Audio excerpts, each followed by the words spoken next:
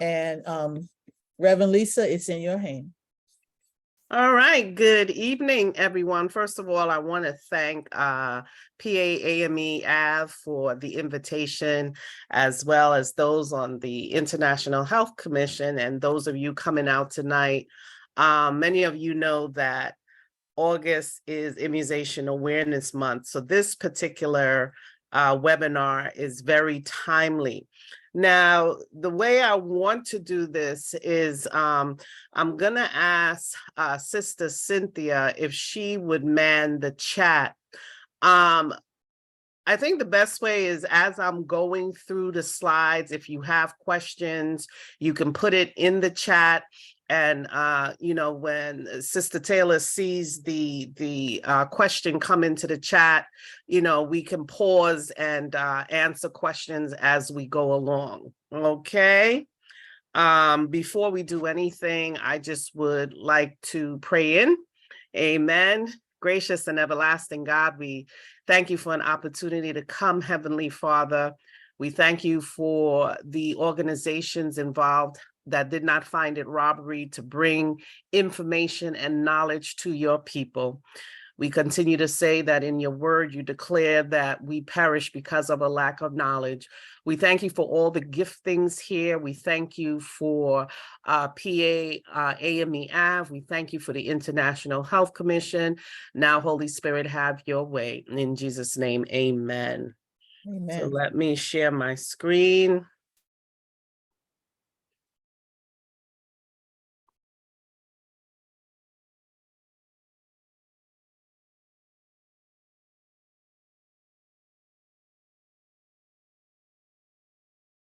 Okay. All righty. So for those of you, I am Reverend Lisa Williamson. By previous profession, I was a pediatrician. So vaccination really was my bread and butter. Let me just see if I can. Okay, so continue to keep myself updated on the changes, not only with pediatric vaccine recommendations, but as well as just overall immunization recommendations. With the pandemic, we know vaccines was a major hot topic as we really experienced the development of a vaccine during the COVID-19 pandemic. But many of you know that prior to the COVID-19 pandemic, there were vaccines that we were being required, our children were being required to receive. So this is just an update. These are the vaccines that I'm going to talk about tonight. Definitely a quick little COVID-19 update. Influenza, respiratory syncytial virus, which is also known as RSV. I kind of grouped those three together first because we are coming starting September into the fall season. I know we're still enjoying the summertime, but this is what we call the trifecta for the winter season when you have COVID-19, coronavirus, influenza, and RSV all occurring at the same time. We're going to look at pneumonia, the pneumonia vaccine. We're going to look at the vaccine for shingles, for meningitis, for Tdap, and I really threw this one on here, HPV, because I think for our young adults and young children, there's so much going on with HPV now that it deserves a mention in this presentation. So let's look at COVID-19. This chart is as of August 7th, which I was very surprised to see these particular statistics because many of you know back in May 11th of this year, the Biden-Harris administration declared that COVID-19 was no longer a public health emergency. I always want to say this. it's not that COVID-19 is over. It's not that it's gone away. It is no longer a public health emergency, meaning that some of the more detailed tracking has been suspended. Some of the information that the CDC and the World Health Organization used to put out is no longer available. But what they continue to do is they continue to track global cases as well as global deaths. So as of yesterday, globally, we're over 768 million confirmed cases. And the number, that always, has us pause is that we're a little bit at over 6.9 million deaths. In the United States, as of yesterday, there were 103 million confirmed cases with over 1.1 million deaths. As we come into the season, many of you know that initially we were fully vaccinated when we had 2 doses of either Pfizer or Moderna, or 1 dose of Johnson & Johnson. And then as the various variants came on the scene, and right now the predominant variant that kind of has remained with all these little subsets is Omicron. So the most recent recommendation for COVID-19 vaccines and boosters is that children 6 years and older, when we're looking at boosters now, right? If you're still unvaccinated for COVID-19, the recommendation would be, to get 2 doses of either Pfizer or Moderna to be considered fully vaccinated. Johnson & Johnson is actually working on a 2-dose vaccine because the lasting effect of their 1-dose vaccine went anywhere from 2 months to 3 weeks. So they're actually in the process of trying to come up with a 2-dose vaccine. But when we talk about booster, we're looking at boosting 6 years and older. They should get 1 updated either Pfizer or Moderna COVID-19 vaccine, regardless of whether they've received those original vaccines. If you're still just relying on the 2 initial vaccine or the 1 Johnson & Johnson, your immunity has waned, meaning that the immunity, whether you had natural COVID-19 or you got vaccinated initially, we know, and that's why the boosters came on the scene, that immunity did not last. It is not long lasting. So now they're saying 6 years and older should get 1 updated vaccine. People between the ages of 75 and older should get 1 vaccine. The vaccine right now, as this fall 2023 season is approaching, vaccine manufacturers are working on updating the booster because the variant now that's still prominent is called XBB. And even within that XBB, there's like 0.2, 0.5. So the actual fall booster is being worked on as they try to determine, and some of the problem is because tracking and funding to research variant has basically ceased, it's taken a little longer to find out what specific subset of Omicron, of this XBB, is going to be prominent for the winter. So the booster is still being worked out for the fall. There are boosters. The one prior to this was what they call a bivalent booster that took care of 2 Omicron variants. That is still available. People who are immunocompromised, whether you're immunocompromised due to chronic use of medication like steroids, or you're immunocompromised due to an illness, maybe, lupus or chronic asthmatics who need steroids for long-term therapy are considered immunocompromised. It is suggested that you get an additional dose of an updated COVID-19 vaccine. at least 2 or more months after the last COVID booster you've taken. I want to preface everything that I'm saying, Dr. Burnett. I have to preface this, that all of this that I'm saying, you should have a conversation with your physician, because many of us have underlying conditions. We have other issues going on. So these are the recommendations, right? But always, always do not substitute having a conversation with your provider saying, hey, do you believe that I should get a booster? Do you, when do you recommend I should get it? This is so that's COVID-19. That's where we're at with COVID-19. Before I go on to influenza, many of you may have heard in the news that certain sections of our country, certain sections of the globe, as well as certain sections of the United States has been seeing an uptick in COVID hospitalizations. Like I said, just because the public health emergency ended did not mean that COVID disappeared from the scene. Cynthia, I see your hand raised.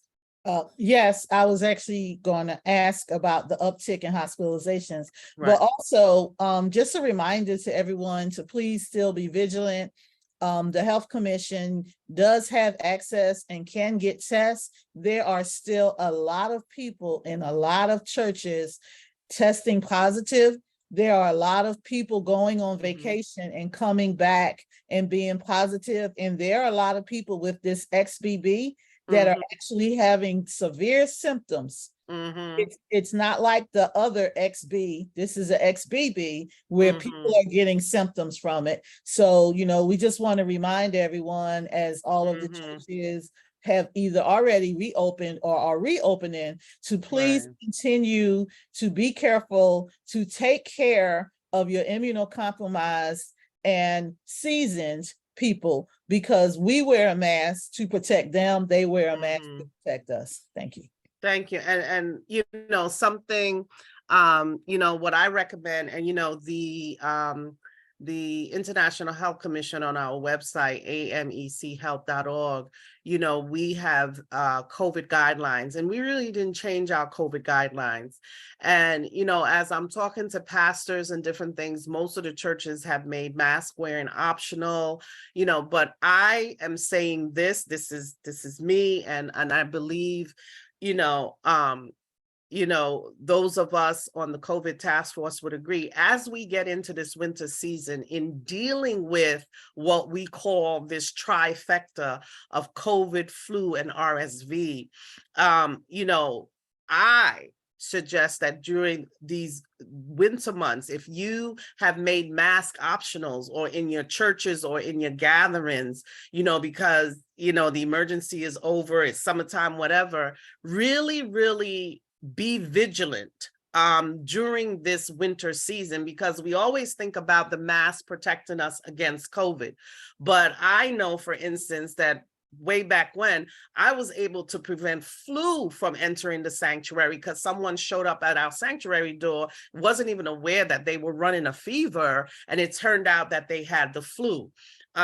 So we just, we need to remain vigilant, because, our population within our churches, within our community, tends to be older, tends to have underlying conditions.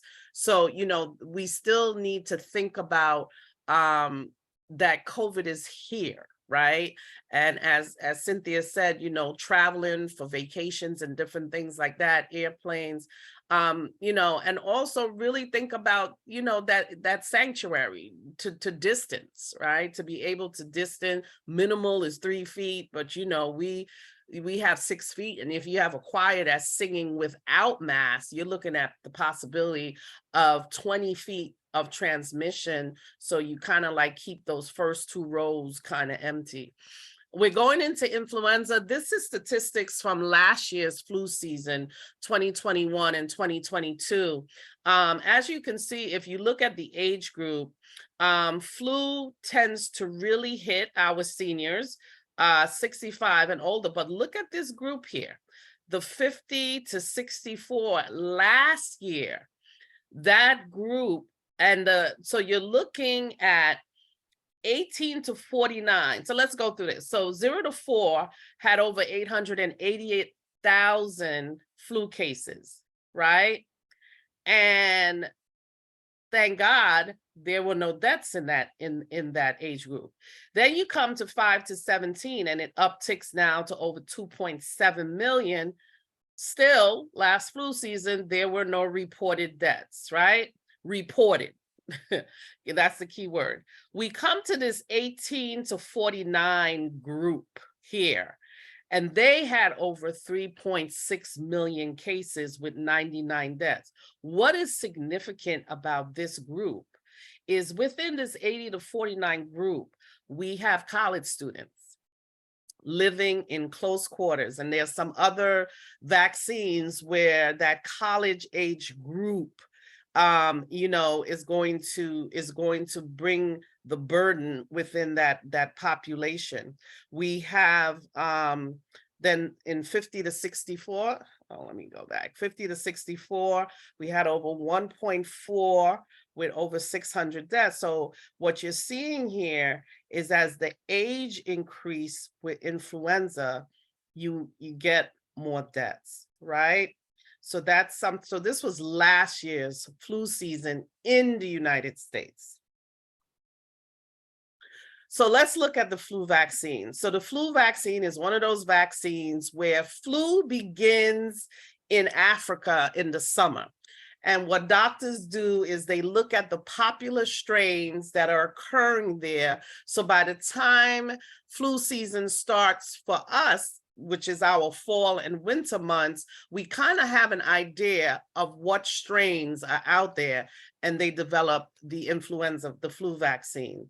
It doesn't cover every strain that could possibly give you the flu, but the ones that were more prominent at the beginning of the flu season. It is recommended annually, beginning at 6 months of age and older. The flu vaccine is interesting because it's about timing, right? So it's recommended by the CDC that September and October are the best times for most people to get vaccinated.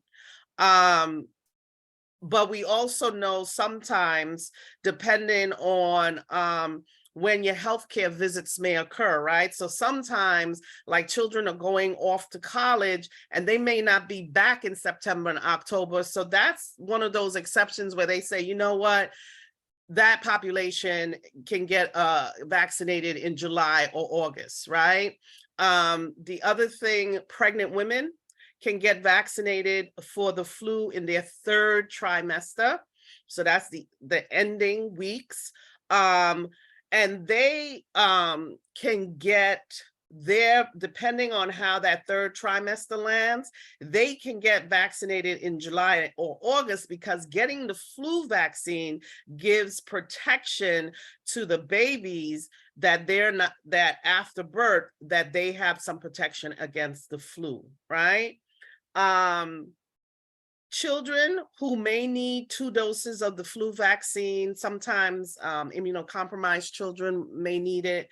And when we do it at 6 months, it's half the dose. So they're not getting the full dose. So we split those doses, the 1 dose that an adult would get, we split it into 2 doses. As soon as they can get their first dose, we should give it to them. And that second dose should come 4 weeks after the first dose.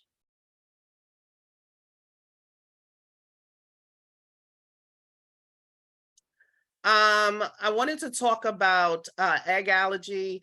There's been some new changes in regards, because back in the day, when I was practicing, if you had an egg allergy, you weren't given the flu, or you were sent to an allergist to sort of desensitize you if you wanted to get, the flu vaccine. Most of the flu vaccines today do contain, they're made with an egg-based protein.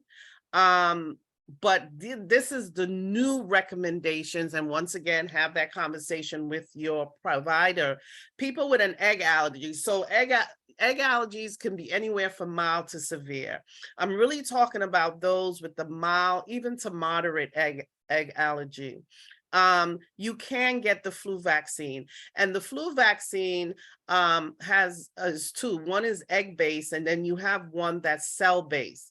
But for cost-effective reason, most practices and most places will have the egg-based because it's cheaper, right?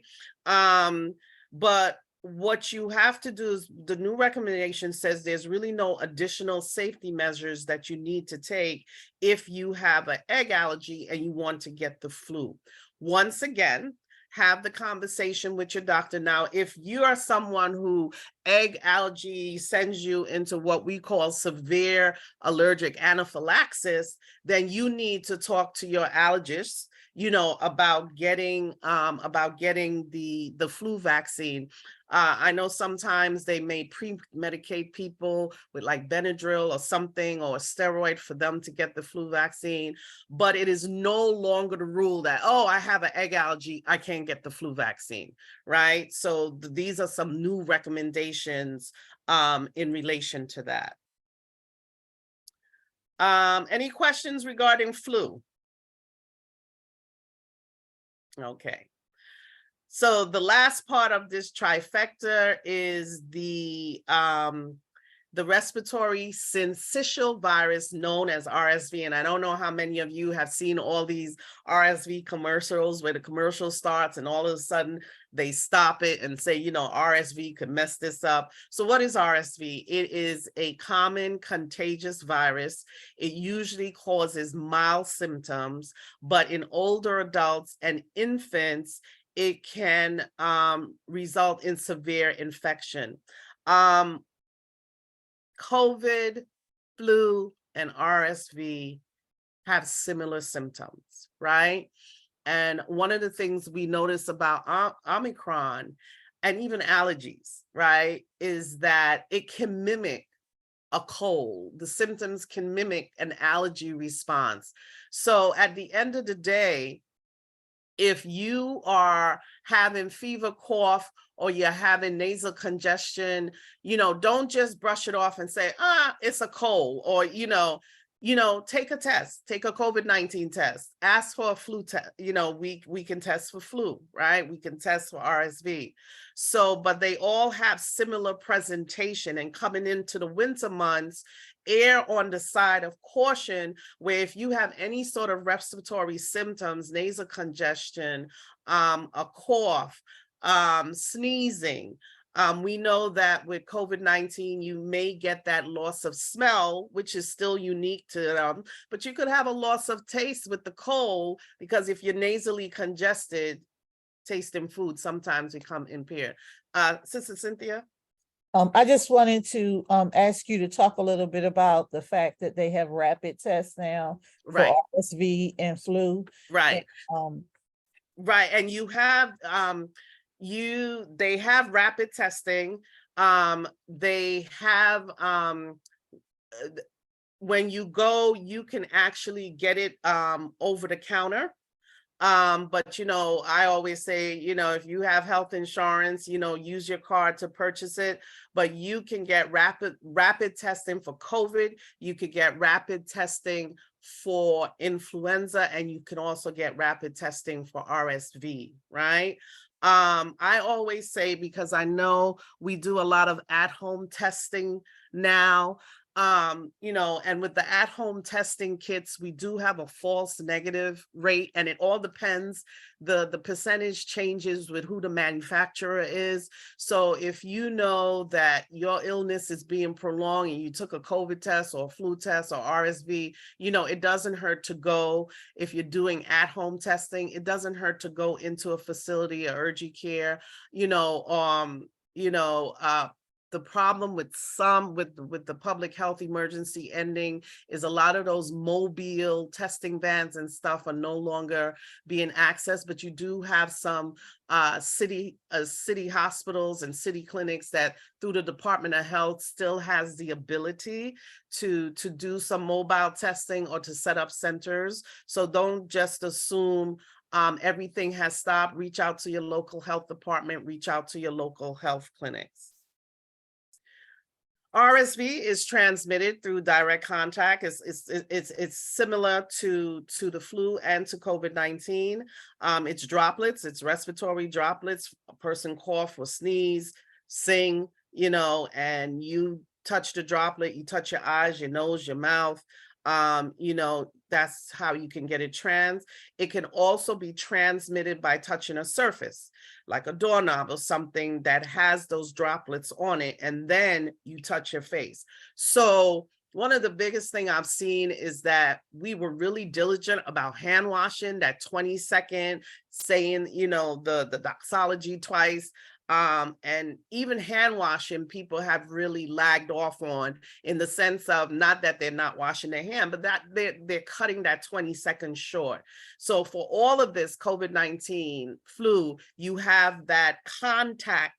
It may be a small percentage that can spread by direct contact to a surface, but washing the hands is still 20 seconds, right? Still be vigilant when you come in to make sure you're washing your hands. There are no vaccines for children for RSV. What we do have are drugs like Synagis and other drugs that are being developed, where if a child does present with RSV, we can give them, and it's just like with COVID, it's a monoclonal antibodies. We give them the medication. AstraZeneca and Sanofi are two drug companies, and they're trying to develop another drug for children for RSV for this upcoming fall RSV season. As it says here, typically November through March is RSV season. It goes all the way into the March. I've seen cases into April, and the last known statistics was about 58,000 children younger than the age of 5 are hospitalized each year, and several hundred die from RSV. So for the children, it's getting that monoclonal antibody, just like we do with COVID, getting that antibody in as soon as the child has symptoms and is diagnosed with RSV. These are some RSV for adults. RSV can be dangerous if you're immunocompromised, you have underlying condition. Each year, it's estimated that about 60,000 to 160,000 older adults in the United States are hospitalized, and about 10% of those, die from RSV infection. There is an RSV. Those who are at higher risk for RSV in our senior and adult populations are older adults. Anyone who has a chronic heart or lung disorder, that's asthma, especially asthma that requires you to be on steroids for a long period of time. If there's anything, medication or anything that weakens your immune system, and definitely if you're living in facilities such as nursing homes or long care facilities. RSV, the CDC recommends that adults 60 and older receive a single dose of RSV vaccine. The RSV vaccine may be given at the same time as other vaccines. Other people say, can I get my COVID booster and a flu shot at the same time? Absolutely. Because if you're gonna have a response like a low-grade fever or something, because your immune system is kicking in to build memory, I say make it a one-shot deal. As with most vaccine, the common side effects are pain at the injection site, redness, swelling where the shot is given. You may feel a little fatigue, a little feverish. But nothing compares to having the actual disease.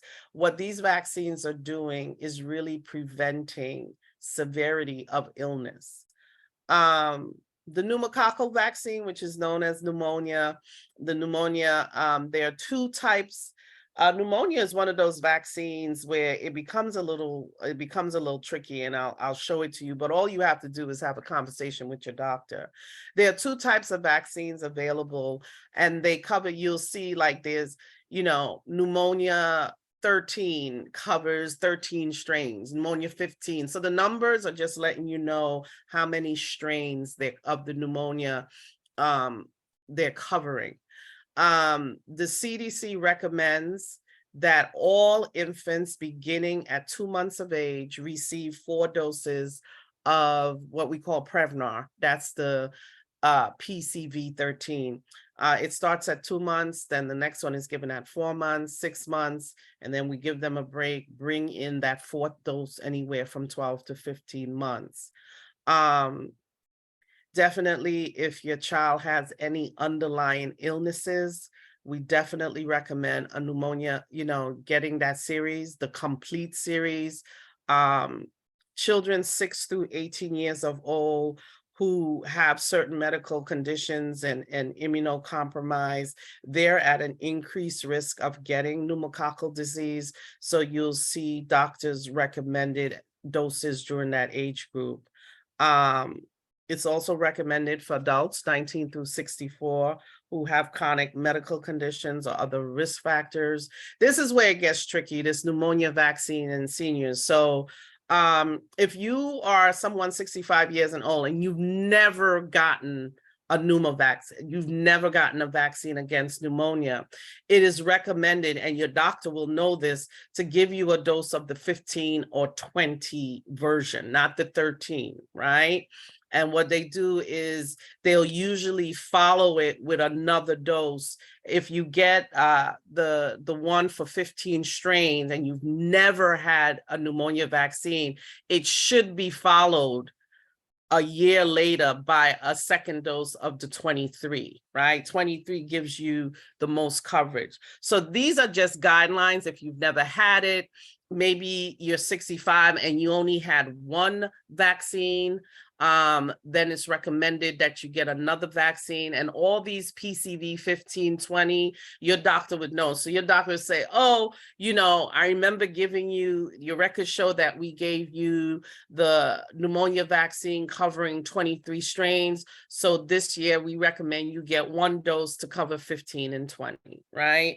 So these guidelines for seniors and the whole timing, that's a discussion to have with your physician, because they should know what you got, what variation of the vaccine they gave you, and when you should get another one. Okay, so these guidelines for seniors. So just don't think, oh, I'm 65 years old and I'm going to go get my pneumovax. They have to look to see what was given, because sometimes based on costs, a doctor, the 23 may cost a little more than the 15. So they may have the 15 in stock. So you got, the pneumovax 15, but now you need 23. Okay. But all of this is for your doctor to be able to have that conversation with you.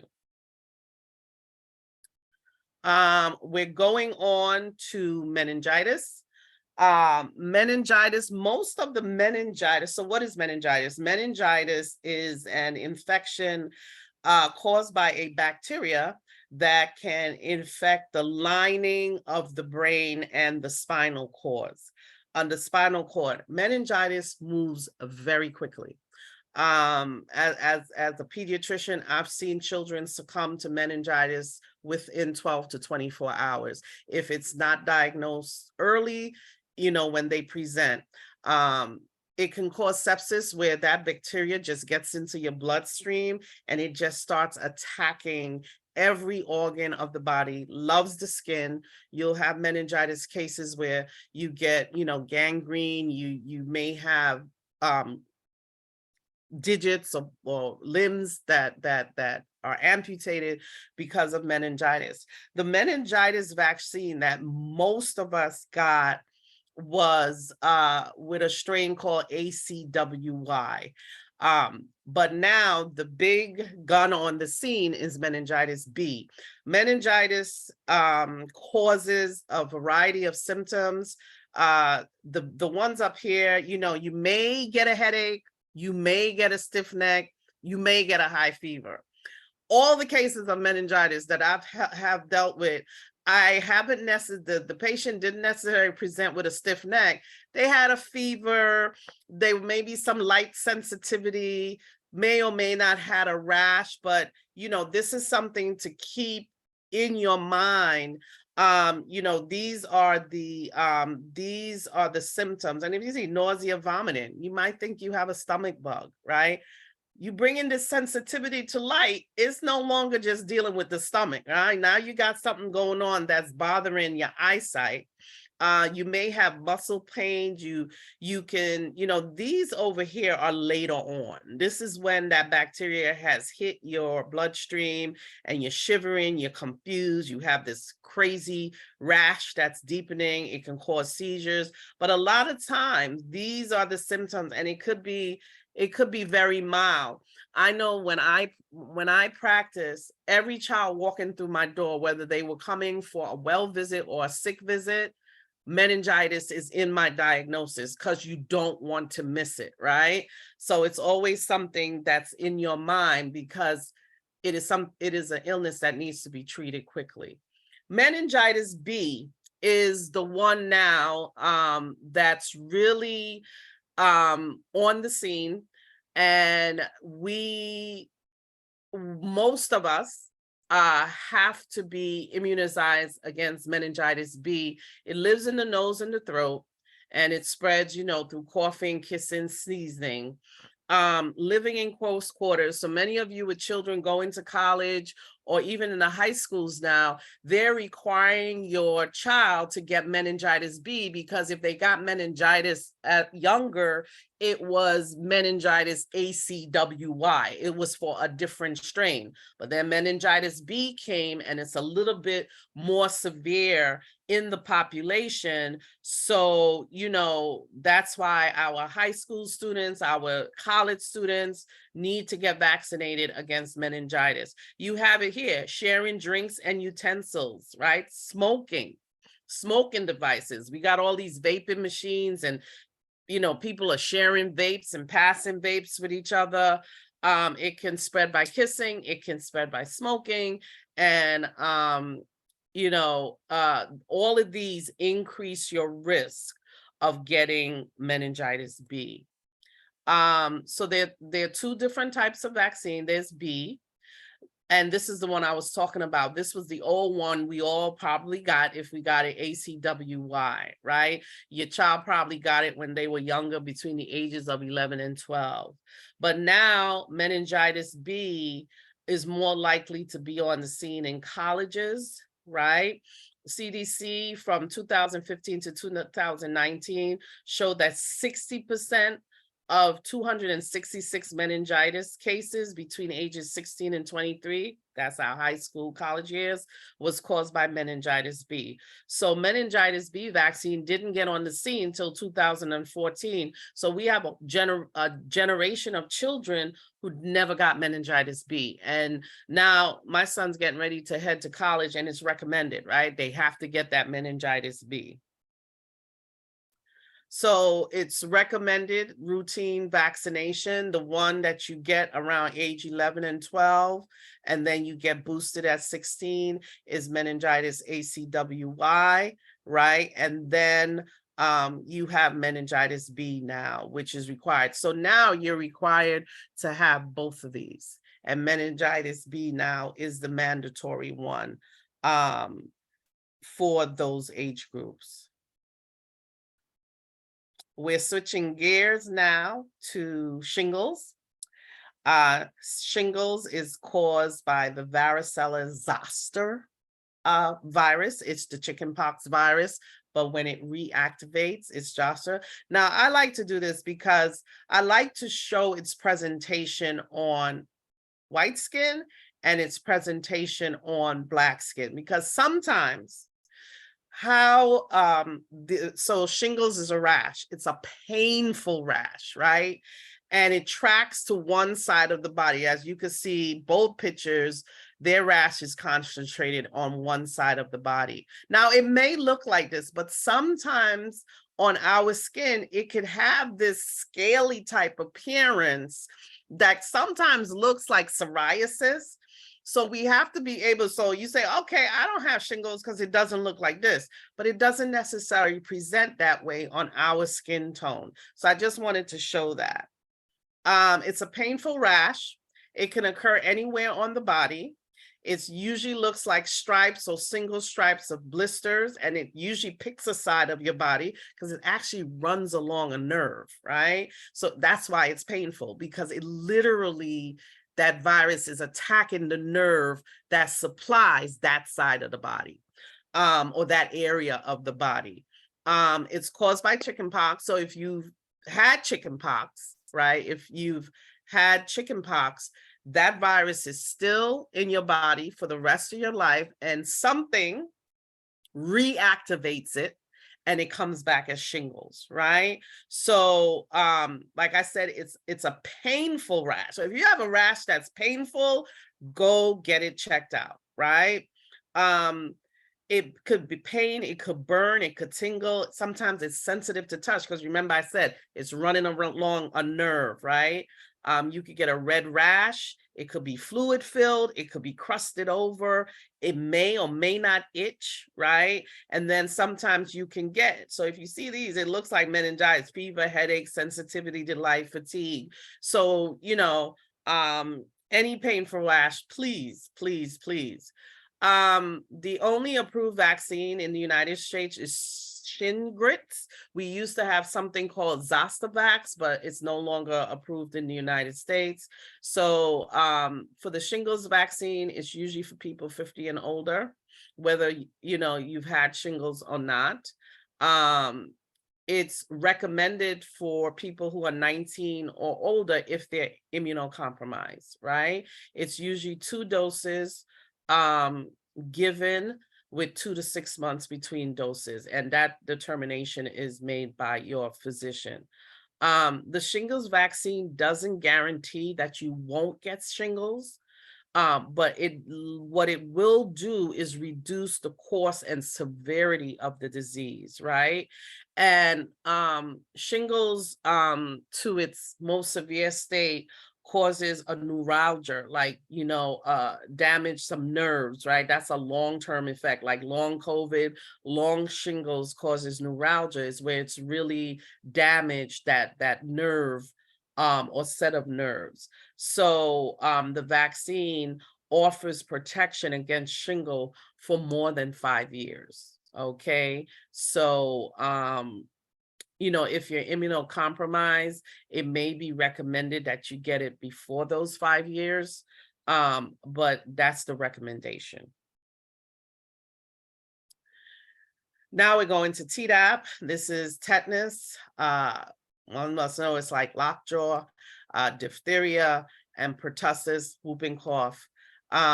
So for children, this is part of their primary series. They get 5 doses. Right? Because remember, when we're working with kids, we're not giving them full doses. We're splitting these doses. So it starts at 2 months, 4 months, 6 months. They get a break, 15 to 18 months, and then 4 to 6, right? Adolescents should get a single dose of Tdap between ages 11 to 12. I just want to talk about Tdap and pregnancy, because I get this question a lot. Women who are pregnant can be given the Tdap vaccine during weeks 27 to 36, right? It's Tdap, the CDC recommends Tdap in the immediate postpartum period for new mothers who did not get it during that 27 to 30 weeks, right? So right after, she can get it. If a woman did not receive the Tdap during the current pregnancy, but received a dose prior, she doesn't need to get that postpartum TD. This is checked, as a routine part of your prenatal visit. Adults who've never had a Tdap, this can be given at any time, okay? This is the one that gets renewed every 10 years. So for those who are 65 years or older, this is a vaccine, your doctor said, oh, it's, a lot of us now have electronic medical records. And what we'll do is we'll have a red flag alert. Okay, it's approaching that 10-year mark, time for another Tdap vaccine. The thing about, somebody said, can seniors get whooping cough? Yes, that's the pertussis part, right? Young children get whooping cough where you actually hear that whoop, but it can happen in seniors as well. So the recommendation is to be administered to persons 65 years or older, and they should not, your doctors really shouldn't miss. So even if you might remind your doctor, say, hey, am I due for my next, tetanus, my next Tdap, but it's one of those that lasts for, you give it every 10 years. Definitely, we always hear the story about stepping on dirty nails and stuff, getting yourself cut with something that may be, contaminated. If you go to the ER urgent care, they'll say, hey, when was your last, tetanus or Tdap shot? Like I said, I put human papillomavirus on here because I really, HPV is a virus that is highly linked to cervical and other cancers. It's one of those silent cancers, we call them, because you don't necessarily get symptoms in the beginning. It can cause cervical cancer, cancer of the vulva, cancer of the vagina, cancer of the penis, cancer of the anus, and it can also cause oral cancer, and that's because of oral intercourse. So you have people where the base of the tongue and their tonsils can be infected with HPV, and you develop cancer, right? Something here, why we call it silent, is because it says HPV-related cancer often takes years or even decades to develop after a person gets HPV. Based on the data, from 2015 to 2019, you had over 47,000 new HPV-associated cancers in the United States. Over 26,000 impacting women, over 21,000 impacted men. Cervical cancer is the most common HPV-associated cancer among women. That's why that pap smear is critical, right? Because like I said, you may have cervical cancer due to HPV and you have no symptoms. It is picked up by the pap smear, right? It's responsible for more than 90% of anal and cervical cancers and 70% of vaginal and vulvar cancer and more than 60% of penile cancers. So HPV is something, and I just wanted to show that this is a normal looking cervix. And this is a cervix now that's been infected with HPV early on. Then it's silent, it's hanging out there. We didn't go get a pap smear. So now it's, here you go, and it's further on. And this is full-blown stage 4, right? So you look at the difference between the normal cervix and stage 4, but most of them, if you're getting that routine pap smear, we can pick it up early. The HPV vaccine was recently approved by the Food and Drug Administration. Initially, the cutoff was as age 9 to 26, but they've now extended it out to age 45. Ideally, the HPV should be given before someone's first intercourse, because once the cervix gets damaged by intercourse, that's the breeding ground for HPV. So I remember pediatricians say, oh my God, you want to give it to my 9-year-old? You want to give it to my 10-year-old?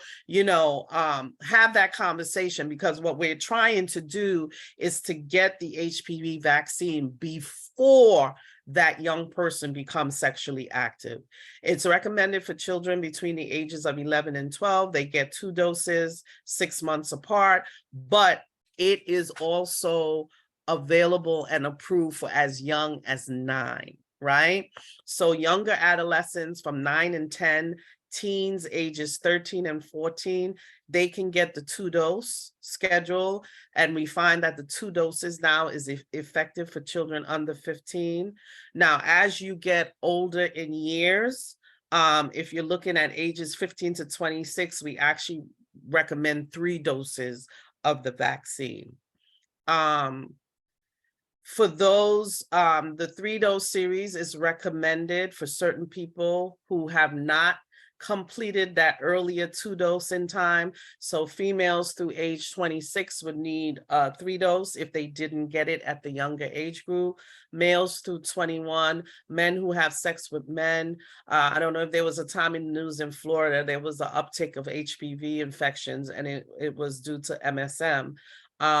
We recommend 3 doses. For ages 27 to 45, that, you know, it has been recommended by the Food and Drug Administration, but, you know, with everything, the insurance companies take a little while to catch up. So between 27 and 45, that age group, really talk to your physician. They're the ones who will look at your whole medical history and determine whether they believe you would benefit from an HPV vaccine between that age group. It is approved, but like I said, some of them, because the insurance companies have not caught up to the FDA approval, are still holding on to, I'll cover it through this age 26. But have the conversation with your physician. I just wanted to throw this in here, vaccine and pregnancy. You know, for pregnancy, people say, oh, I'm pregnant, I shouldn't get vaccines. Yes, have the conversation with your provider, but understand that certain vaccines gives your infant protective against these. So the flu vaccine, so if you're pregnant, it's recommended you get a flu shot during flu season. It's one of the best ways to protect yourself and your baby several months after the birth from getting flu-related complication. Pregnant women are also encouraged to get the Tdap vaccine. Optimally, like I said, between that 27 and 36 weeks of pregnancy. And that really gives the baby protection against whooping cough, that pertussis, right? So that's the recommendation. There are certain vaccines that we don't recommend for pregnant, if you're pregnant, and those are the ones that are really either live vaccines, or we know that there have been studies where it shows it may impact the health of the infant. That's your HPV vaccine, measles, mumps, and rubella, because they are live vaccine. We're actually giving you the vaccine. The live flu shot is not recommended, as well as chickenpox. They're all live, right? But it is safe to receive routine vaccines right after giving birth, even while you're breastfeeding. I just wanted to show this. If you get a vaccine and you have any what we consider adverse event, the reporting system is called the Vaccine Adverse Event Reporting System. There's your health provider. If you call your health provider and say, hey, I got this vaccine and, you know, I'm short of breath, I had to go to the ER, whatever, that's an adverse event, right? Maybe you have a rash that developed at the site and now your arms are swollen and discolored. That's an adverse event. And it needs to be reported, because that's how we keep track of the effectiveness and side effect. If you think about COVID-19, the reason we figured out that young males, especially given the Pfizer vaccines, were developing blood clots is because the people use this reporting system. And remember, you know, it has Johnson & Johnson had to pause theirs and say, wait, we're not giving this vaccine. And then they did the investigation. So it's because this is the reporting site. So there's the website, there's the 1-800 number, but usually if you report it to your physician, they are now then required to report it. So this is how we are able to monitor and track, right? It's only for reporting adverse severe reactions. They're not going to give you any medical advice when you call them. And this last page just basically is the source list for everything in the presentation. So, you know, as I said, August is Immunization Awareness Month. Have the conversation with your providers, right? There's a lot of myths in our community around vaccines. And I'm not just talking about COVID-19, right? So get the facts, make an informed decision with your children as well. Get the facts, make an informed decision between you and the health of yourself and those you love. Amen.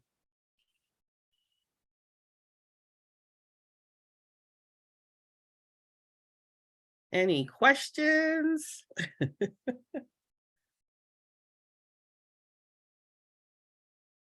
So I just really want to thank you, Reverend Dr. Lisa Williamson, because this presentation was absolutely excellent. It was interesting. It was informative. It told us a lot more about all the vaccines we already knew about, but it gave us in-depth and down to earth everyday knowledge of things that we need, not just for ourselves, but for our seniors, for our children, for our babies. So I just wanted to say thank you very much. Reverend Cavanis is on. She will probably have other comments. And I see a hand raised too. Yes, I Go ahead. I just wanted to ask a question, and it has to do with the cervical cancer and the pap smears and everything. Last time I went to the doctor, she said after a certain age, if you have had clear pap tests, you know, as long as you're not having any problems, she said after a certain age, you don't really need to come back unless, you know, you run into an issue.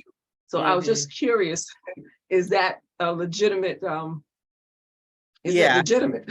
So the Association of Obstetrics and Gynecology revamped their guidelines around pap smears, and that's the new recommendation, right?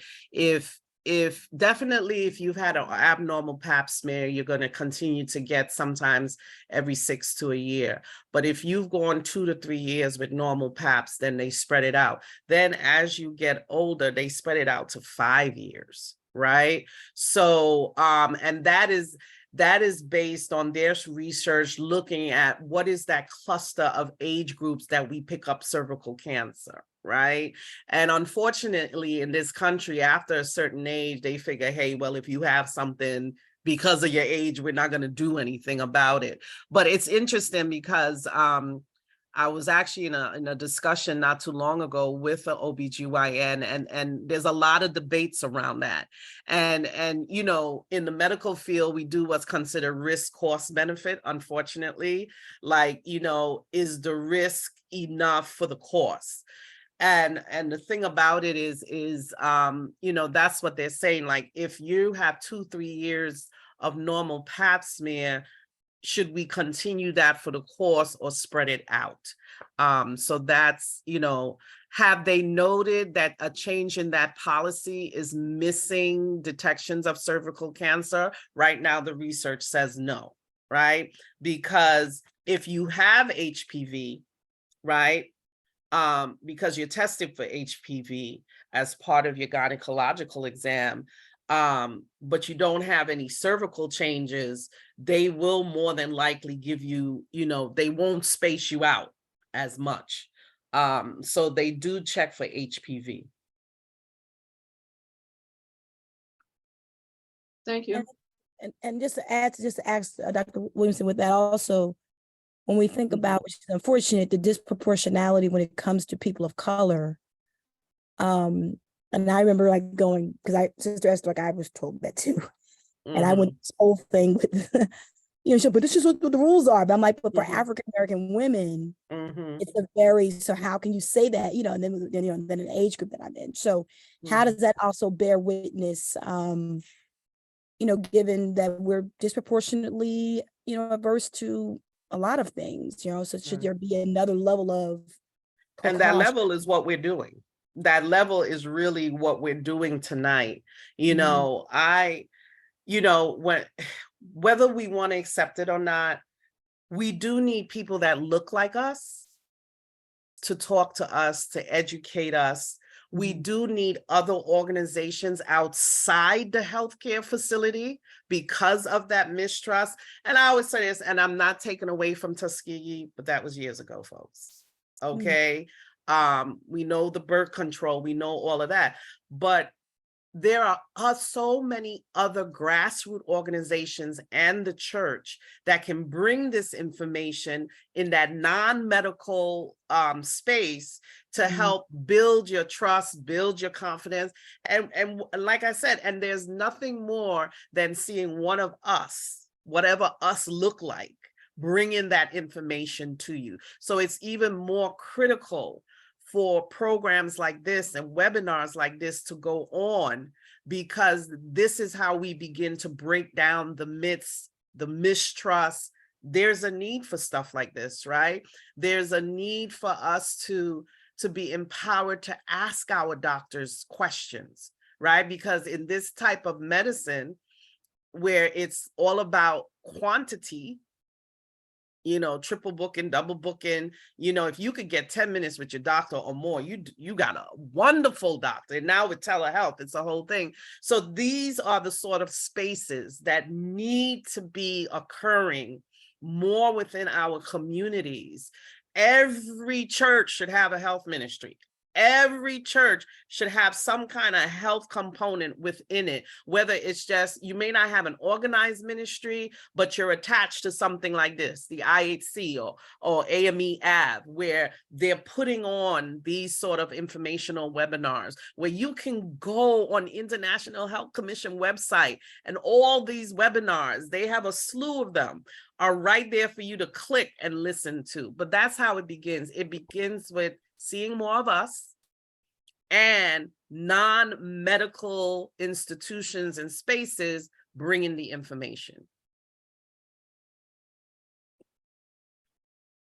Thank you, Dr. Lisa. Mm-hmm. Do we have any other before we?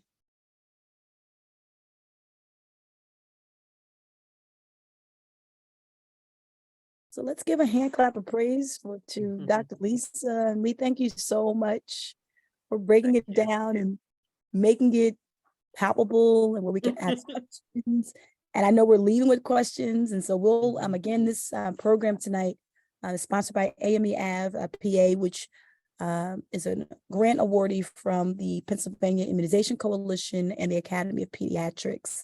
And so we're working with our churches outside of Philadelphia County to mobilize around COVID-19, the flu, and also other vaccines. And so, again, thank you, Dr. Lisa, for this time.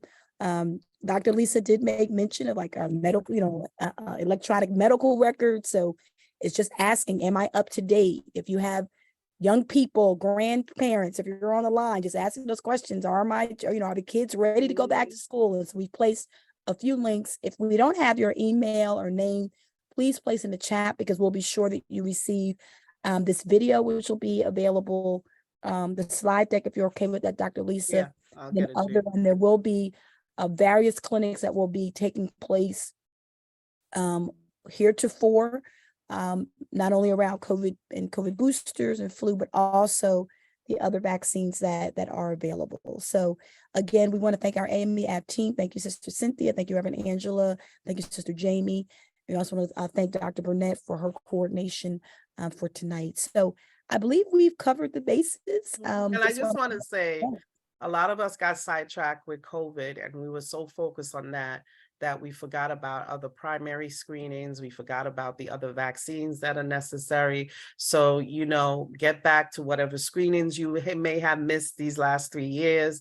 And the thing about it, something church can do and this organization can do, the CDC has a schedule for vaccines for adults, for children, if you're immunocompromised, and we can hand that out on a Sunday, right? And say, look, and it's simple. It tells you what you should get, when you should get it. Something simple as that, to say, hey, when was your last tetanus? So but definitely let's be vigilant about getting back to our preventive screenings and shots.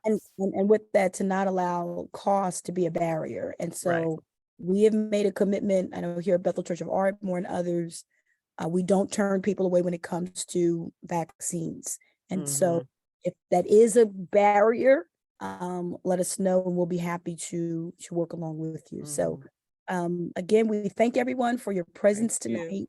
And please let us go in peace. Let us stay healthy. Let us stay safe. Let us stay informed.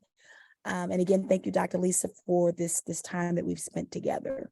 Amen. You're welcome. Thank you.